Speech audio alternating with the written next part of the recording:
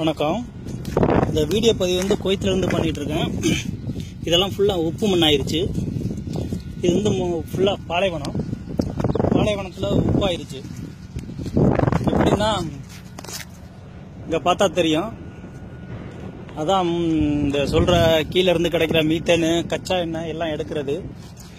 அப்புறம் power plant, அதாவது உயர் மின்னழுத்தம் மின்சாரம் போது இந்த சாலை வந்து மணல் சாலை. இந்த சாலை புறத்து தான் இந்த குழி நோண்டப்பட்டது.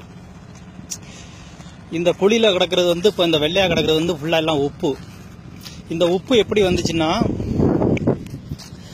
கடல் நீர் உள்ளே பூந்துருச்சு.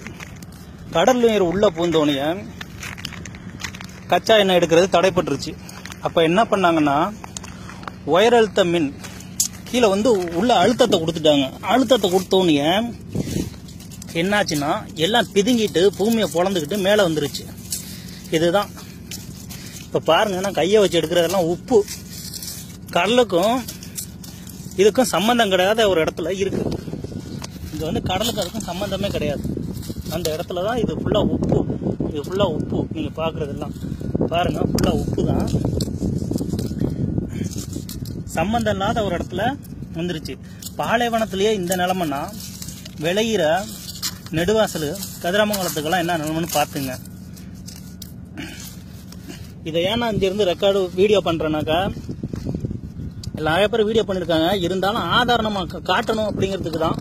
இது வந்து தண்ணி மேலே பிதுங்கி வந்த தண்ணி உள்ள கொடுத்த அழுத்தத்தில் மேலே வந்த தண்ணியில் இந்த உப்பாயிருச்சு.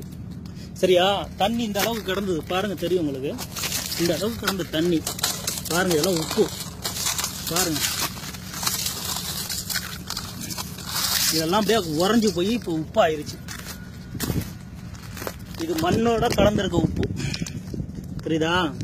பாருங்க, இந்த வீடியோ நான் பண்றது கோயத்துல இருந்து பண்ணிட்டு இருக்கேன். கோயத்துல பாலைவனத்தில் ஒட்டகம் திங்கிறதுக்கு ஒரு சில செடிகள் முளைக்கும். அதாவது அதுல முள்ளா இருக்கும். அந்த செடிகள் தான் முளைக்கும். அந்த செடியும் இப்போ என்னாச்சுன்னா இதில் முளைக்க முடியாத அளவுக்கு தண்ணி பூந்துருச்சு. கடல் நீர் உள்ள பூந்து பாலைவனம் இதாயிருச்சு. இந்த வீடியோவை எல்லாருக்கும் ஷேர் பண்ணுங்க. நெடுவாசலையும் கதிராமங்கலத்தையும் கலந்து பண்ணுங்க. ஏதோ அவங்களுக்கு அந்த பகுதியில் உள்ள மக்கள் மட்டும்தான் பிரச்சனை அப்படின்னு யாரும் நினைக்க வேண்டாம். தமிழ்நாட்டில் இருக்க எல்லா விவசாயிகளுக்கும் இதுதான் நிலைமை. உள்ள கொடுத்த ஒரு பிசர்ல அழுத்தத்தில் நீங்கள் எங்கெங்கே போட்டிருக்கீங்களோ, ஆழ்குழாய் போர் போட்டிருக்கீங்களோ அது வழியாக உப்பு வந்துடும். அப்புறம் வந்த பிறகு நீங்கள் வெளியேற்ற முடியாது. அதை தான் நான் சொல்ல விரும்புகிறேன். நன்றி, வணக்கம்.